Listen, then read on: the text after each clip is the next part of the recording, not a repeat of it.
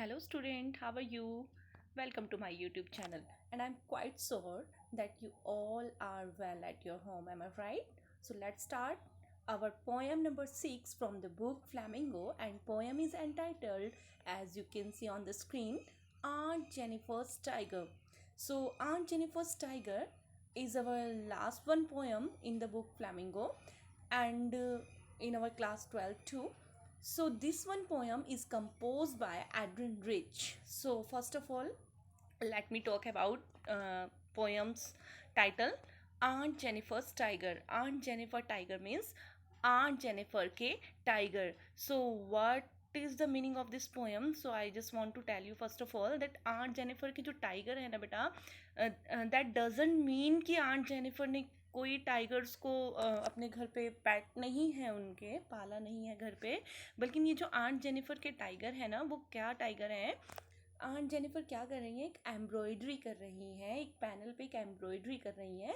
और जो एम्ब्रॉयडरी कर रही है ना, वो किसकी एम्ब्रॉयडरी कर रही है, टाइगर्स की, as you can see on the screen. ये कढ़ाई बुनाई कर रही हैं, एक पैनल उन्होंने यूज़ किया है एम्ब्रॉयडरी करने के लिए। और जो टाइगर है ना आंट जेनिफर के, वो पेट नहीं है, वो पालतू नहीं है उनके, बल्कि जेनिफर्स के टाइगर का मतलब है वो टाइगर जो कि वो एम्ब्रॉयड कर रही हैं पैनल पर, ठीक है। सो come to the next. Aunt Jennifer's Tiger is a poem about an oppressed woman who escapes into an alternative world of embroidery and sewing. तो क्या है, थोड़ा सा मैं आपको इंट्रोडक्शन देना चाहती हूँ पोएम का। फर्स्ट ऑफ ऑल तो क्या है कि आंट जेनिफर के जो टाइगर है ना, ये जो आंट जेनिफर्स टाइगर जो पोएम है ना, वो किस बारे में, एक ऑप्रेज वुमन के बारे में है। अब ऑप्रेज वुमन क्या होता है कि ऑप्रेज का मतलब होता है यातना, यातना जिसने झेली हो, उत्पीड़न। ऑप्रेज मीन्स होता है उत्पीड़ित। तो उत्पीड़ित क्या मतलब है, यहाँ पर आंट जेनिफर जो है ना ऑप्रेज वुमन है, यानी आंट जेनिफर जो है ना एक, first of all I just want to tell you कि एक ऑल वुमन है आंट जेनिफर, बूढ़ी है वो, लेकिन साथ ही उत्पीड़ित हैं, उत्पीड़ित उनको किया गया है, उत्पीड़ना उनको दी गई हैं, यातनाएं उन्हें दी हैं। इट मीन्स जो उनकी मैरिड लाइफ है ना, उससे वो हैप्पी नहीं है, काफ़ी उत्पीड़न उनका हुआ है मैरिड लाइफ में आंट जेनिफर का। तो ये आंट जेनिफर कर क्या रही हैं एक्चुअली इस समय, एम्ब्रॉयडरी कर रही हैं, सीविंग कर रही हैं, सिलाई कढ़ाई बुनाई कर रही हैं। और इस कढ़ाई बुनाई के जरिए वो उस अल्टरनेट वर्ल्ड को प्रेजेंट कर रही हैं जो कि रियलिटी में उनका नहीं है, despite a heavy marriage to a terrifying man. तो साथ ही उनके हाथ में जो है ना एक रिंग है, रिंग का मतलब है यहाँ पर अंगूठी से। तो एक heavy marriage to a terrifying man. तो क्या मतलब है यहाँ पर कि heavy marriage of a terrifying man. Terrifying man का मतलब एक ऐसा व्यक्ति है, एक ऐसे व्यक्ति से उन्होंने शादी की है जिससे कि वो बहुत ज़्यादा डरती हैं, यानी जो भी उनके जीवन के फैसले होते हैं ना, वो कौन लेता है, वो अंकल लेते हैं। Uncle means you can understand, aunt के जो हस्बैंड है ना, आंट जेनिफर के हस्बैंड, उनको अपनी लाइफ में फ्रीडम नहीं है, उनको जो भी करना है वो वही कर सकती हैं जो कि अंकल कहेंगे। हर चीज़ के लिए उनको अंकल से परमिशन लेनी होगी। एक बात और मैं आपको बता दूं बेटा कि ये जो पोएम है ना, एक आयरनी है। आयरनी क्या होती है, आयरनी, IRONY, आयरनी। आयरनी एक पोइटिक डिवाइस होती है, पोइटिक डिवाइस इसमें यूज़ की है पोइट ने, एडविन रीच ने। तो क्या होती है आयरनी, आयरनी का मतलब मैं आपको बताती हूँ कि आयरनी का मतलब होता है ना कि जब किसी बात को सीधे सीधे ना कह के व्यंग के रूप में कहा जाए। अब इसका एग्जाम्पल मैं आपको दूँ तो जैसे कि मान लीजिए आपके सामने एक बहुत काला सा कोई आदमी जा रहा है, ठीक है। तो आप उसको ये नहीं कहोगे कि कितना काला आदमी है, आप उसको कैसे कहोगे, माय गॉड कितना गोरा है ना ये आदमी, है ना। मतलब कहना क्या चाह रहे हो आप, कहना तो आप यही चाह रहे हो कि आदमी कितना काला है, ये बंदा कितना काला है, लेकिन आप ये नहीं कह रहे हो कि बंदा कितना काला है, आप इसको आयरॉनिकल वे में कह रहे हो। कैसे कह रहे हो कि कितना गोरा है यार बंदा, कमाल है यार इसके गोरे रंग पे। तो इट मीन्स आप व्यंग कस रहे हो, किसी को कमेंट कर रहे हो, लेकिन सीधे सीधे बात को नहीं कह रहे हो, उसको अपोजिट वे में कह रहे हो, है ना। तो I am telling you that this one poem is also an ironical poem. तो आयरॉनिकल पोएम क्यों है, क्योंकि जब आप ये पोएम डिसाइड करोगे यू विल अंडरस्टैंड दैट कि ये जो पोएम है ना, जो एडन रिच ने पोएम लिखी है, वो बिल्कुल सीधा सीधा वैसे नहीं प्रेजेंट किया है, जैसा वो कहना चाह रहे हैं, लेकिन शब्दों को घुमा फिरा के अपोजिट वे में, आयरोनिकल वे में उन्होंने प्रेजेंट किया है इस पोएम को। और थोड़ा सा मैं आपको एड्रिन रिच के बारे में यहाँ बता देती हूँ कि Adrian rich is an American poet.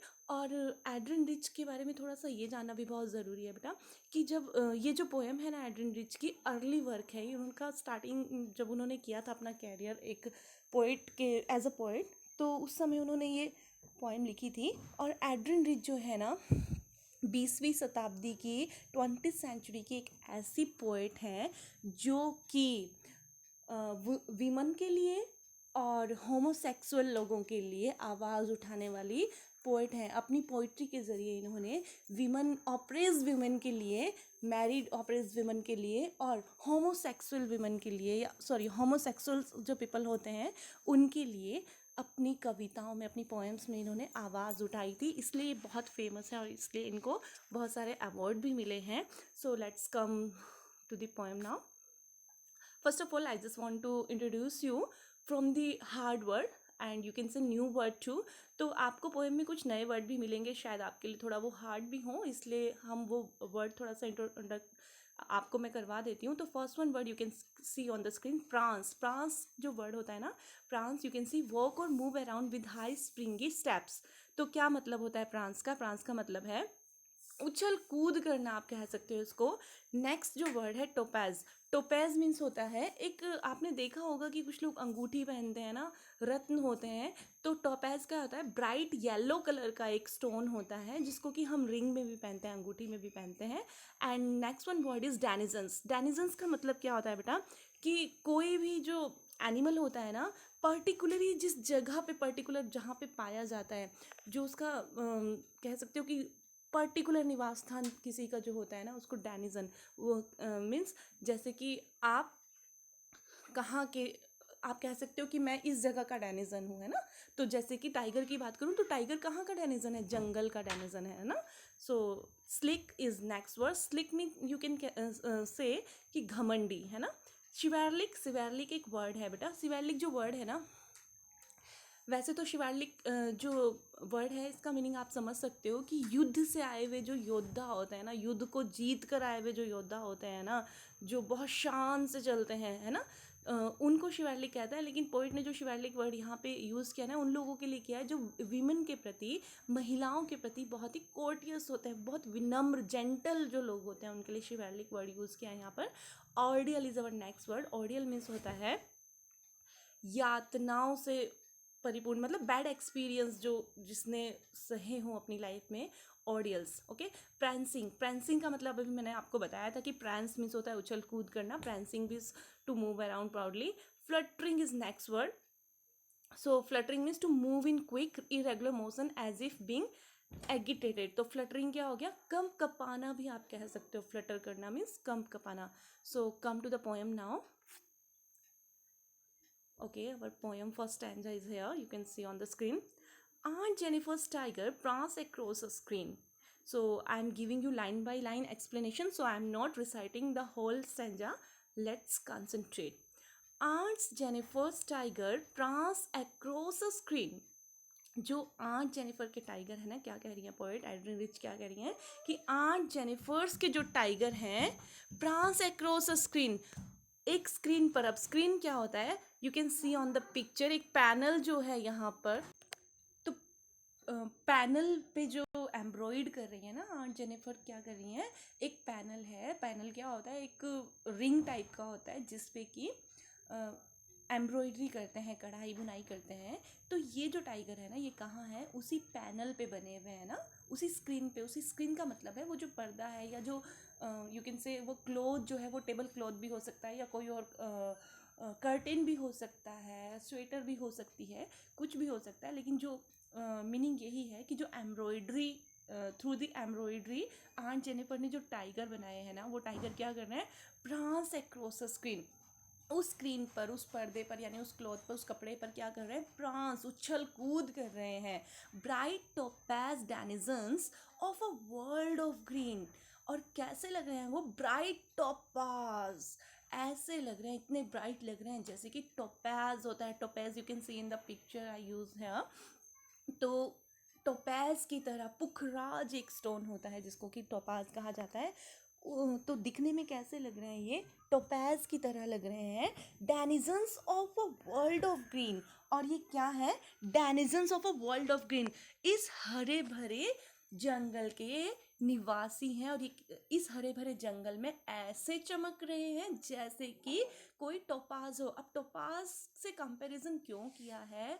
Because you all know well कि जो टाइगर का कलर होता है ना और जो टोपैज का कलर होता है ना, सिमिलर ही होता है। तो हरे भरे घास के ऊपर जैसे कि कोई टोपाज रख दिया हो, ऐसे ये जो टाइगर एम्ब्रॉयडरी किया है ना आंट जेनिफर ने, ये टाइगर भी ऐसे ही देखने में लग रहे हैं। They do not fear the man beneath the tree. अब क्या कह रहे हैं पोइट क्या कह रही हैं कि they do not fear the man beneath the tree. वो नहीं डरते हैं। कौन नहीं डरते हैं? वो वाले टाइगर जो कि आंट जेनिफर ने कहाँ बनाए हैं? स्क्रीन पर बनाए हैं। वो टाइगर उन मैन से नहीं डरते हैं जो कि पेड़ के पास खड़े हैं। अब एम्ब्रॉयडरी में आंट जेनिफर ने यूज़ किए हैं कुछ पिक्चर मीन्स कुछ एम्ब्रॉयडरी ऐसे भी की हैं कि ट्री है, ट्री के नीचे मैन है। तो जो मैन जो है ना सामने टाइगर के, उन मैन से वो टाइगर नहीं डरते हैं। कहने का मतलब क्या है बेटा? अभी मैंने आपको बताया था कि ये जो पोएम है ना, आयरॉनिकल पोएम है। मतलब किसी बात को सीधा सीधा ना कह के अपोजिट कह के व्यंग कसना है ना, कमेंट करना। तो कहने का मतलब क्या है? आंट जेनिफर कैसा क्रिएशन कर रही है, स्क्रीन पे क्या कर रही है, क्या बनाया उन्होंने? टाइगर बनाया। तो टाइगर कैसे हैं? टाइगर मैन से नहीं डरते हैं, लेकिन आंट जेनिफर मैन से डरती है। और वो मैन कौन है? वो अंकल है, आंट जेनिफर के हस्बैंड है। तो आयरोनिकल इस पोएम को प्रेजेंट किया है यहाँ पर एड्रिन रिच ने, इसीलिए कह रहे हैं कि ये जो टाइगर है ना, कौन से टाइगर? जो पैनल पर बने हुए हैं वो मैन से नहीं डरते हैं। लेकिन वास्तविकता मतलब अगर हम आयरॉनिकल अगर इसको देखें तो आयरॉनिकल क्या है कि आंट जेनिफर ने जो टाइगर बनाए हैं ना, वो तो नहीं डरते मैन से, लेकिन जो टाइगर को बनाने वाली है वो खुद डरती है। और वो मैन कौन है जिससे वो डरती है? It is her husband herself, है ना। तो they pace in sleek chivalric certainly. तो वो क्या करते हैं? इधर इधर पूरे गर्व के साथ, शिवालिक सर्टेनली पूरे गर्व के साथ, किसी युद्ध से जीत कर आए हुए योद्धा की तरह इधर उधर पूरे गर्व के साथ घूम रहे हैं उस स्क्रीन पर, है ना।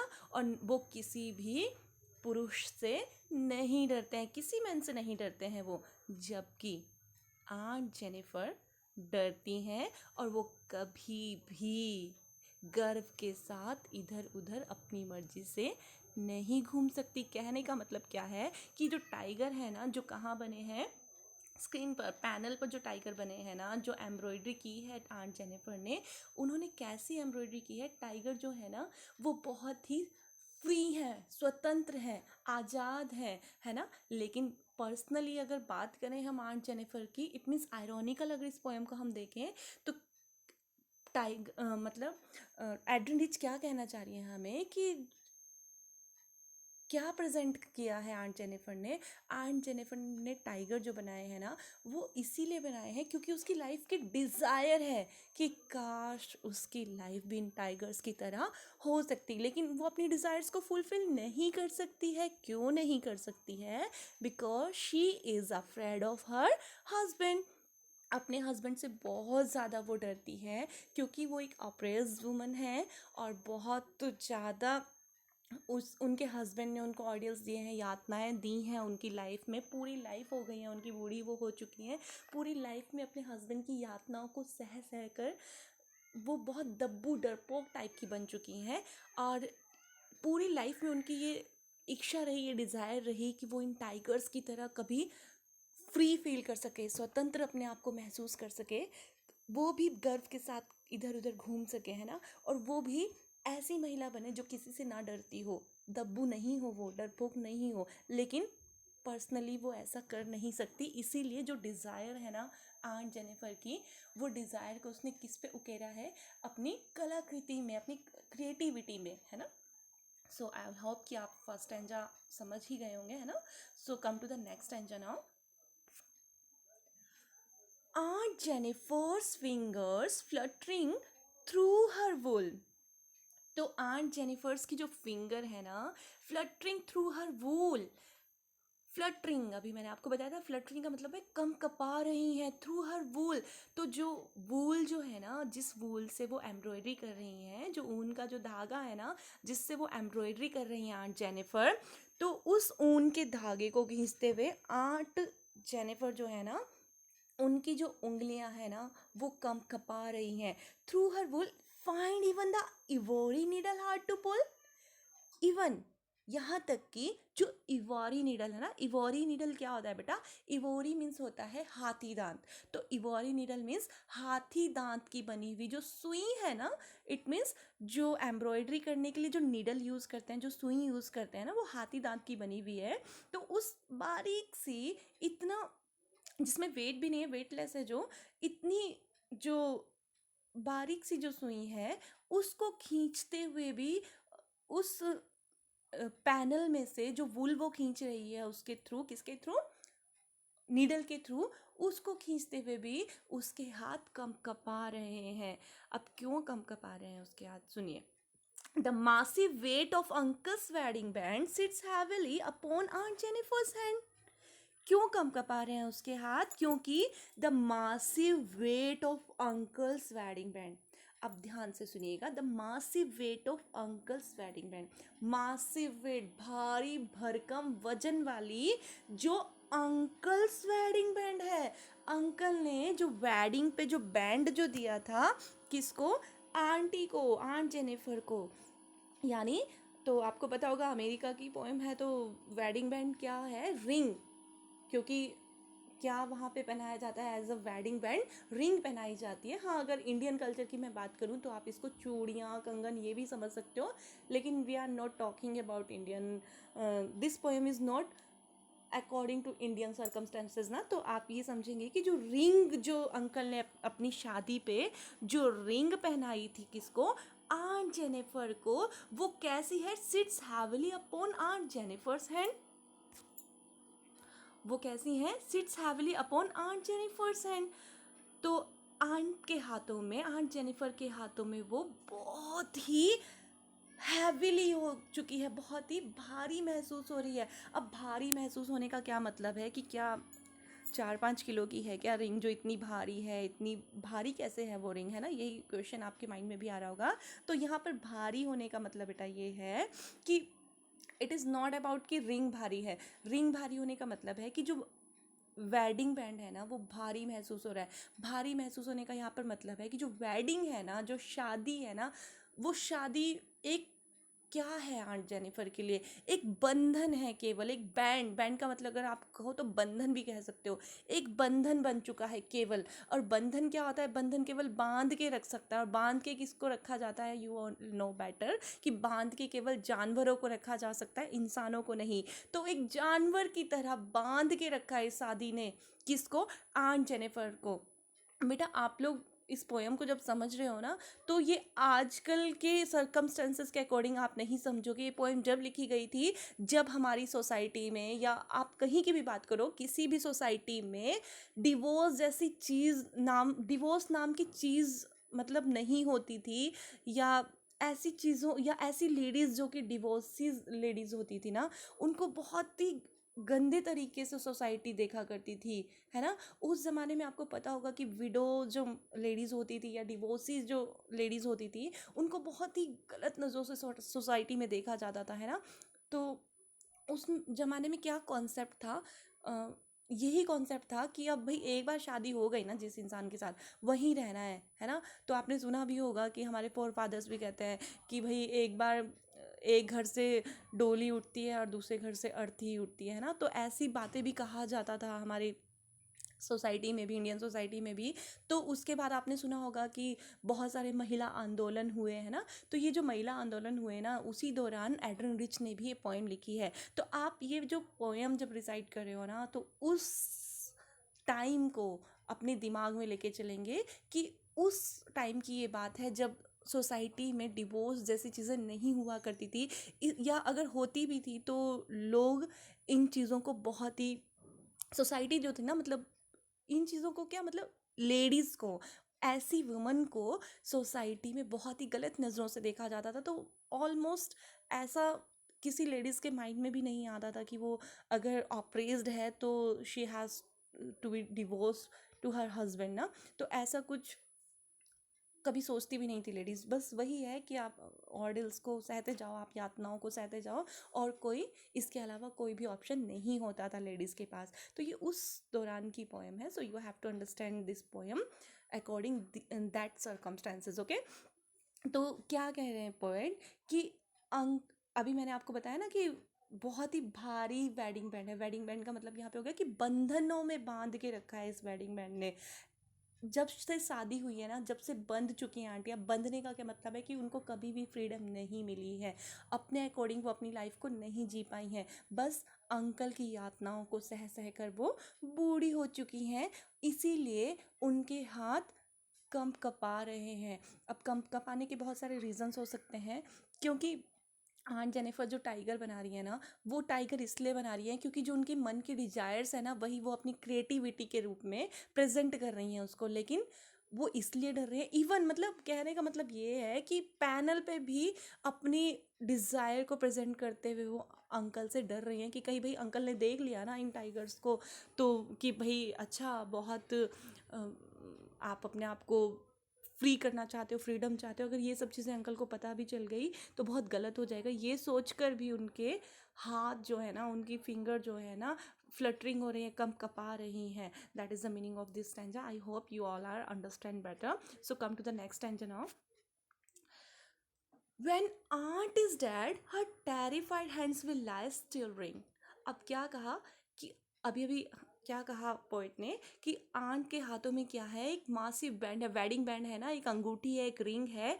तो क्या कह रही है पोइट कि व्हेन आंट इज डेड, जब आंट मर जाएगी ना, हर terrified hands will lie still ring. मरने के बाद तक ये रिंग उनके हाथों में रहेगी। अब रिंग क्या है, वही बंधन, वही शादी का बंधन। वो मरते दम तक निभाने वाली हैं इस शादी को, इस शादी को तोड़ने नहीं वाली हैं वो, भले ही उनको कितनी भी प्रॉब्लम्स हैं इस शादी से। लेकिन ये शादी का बंधन जो है वो कब तक निभाने वाली हैं, जब तक कि उनकी मृत्यु नहीं हो जाती है ना। या अगर हम अनदर वर्ड्स में कहें तो ये भी कह सकते हैं कि भाई जो टाइगर्स की तरह जैसी डिज़ायर वो करती है ना, जैसी लाइफ वो चाहती है ना, ये तो शायद उनको मरने के बाद ही मिलेगी। जीते जी तो ऐसी लाइफ उनको कभी मिल भी नहीं सकती, क्योंकि आंट जेनिफर किस टाइप की महिला है आप समझ ही गए होंगे। With ordeals she was mastered by, तो क्या कह रही है वो, साथ ही ये नहीं कि केवल बंधन में ही बंधी रहेंगी, बल्कि with ordeals she was mastered by, बल्कि वो सब यातनाएं भी वो सहती रहेंगी। शी वॉज मास्टर्ड बाय, किसके द्वारा दी हुई यातनाओं को वो तब तक सहती रहेंगी जब तक कि उनकी मृत्यु नहीं हो गई।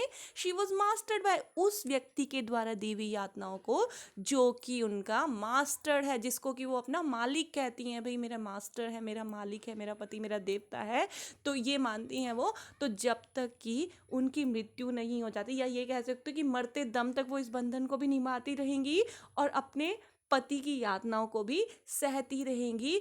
ऐसा सोचना भी उसके लिए पॉसिबल नहीं है। यानी अगर वो चाहे भी कि मैं अपने पति की यातनाओं से बचूं, या मैं इस बंधन से कभी उभर पाऊँ, तो ये तो शायद इस जन्म में पॉसिबल नहीं है, उसके मरने के बाद ही ये सब पॉसिबल होगा। The tiger in the panel that she made will go on prancing proud and afraid. और पोएट क्या कह रही हैं, लेकिन फिर भी जो टाइगर उन्होंने बनाए हैं ना आंट जेनिफर में, किस पे बनाए हैं आंट जेनिफर ने वो tiger, in the panel, panel के ऊपर जो टाइगर बनाए हैं ना, वो फिर भी प्रांसिंग, उछल कूद करते रहेंगे, प्राउड, गर्व के साथ चलते रहेंगे, एंड अनअफ्रेड, बिना किसी से डरे हुए। यानी भले ही वो मर क्यों ना जाए, मर भी जाए आंट जेनिफर, फिर भी उनके जो दिल की इच्छा है ना, उस उनके दिल में वो इच्छा हमेशा रहेगी कि उनकी जो लाइफ है, उनकी जो डिज़ायर है, वो कौन सी डिज़ायर, फ्रीडम, टाइगर की तरह निर्भीक होकर जीने की, स्वतंत्र जीने की, गर्व के साथ जीने की, बिना किसी के डर के जीने की, आज़ादी से जीने की, वो इच्छा उनके मन में हमेशा रहेगी।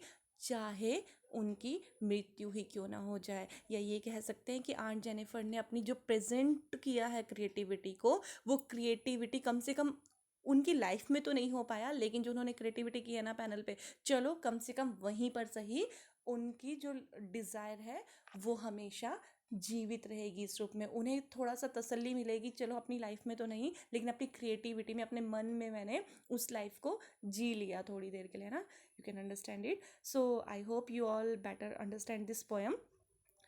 Thank you. Bye bye.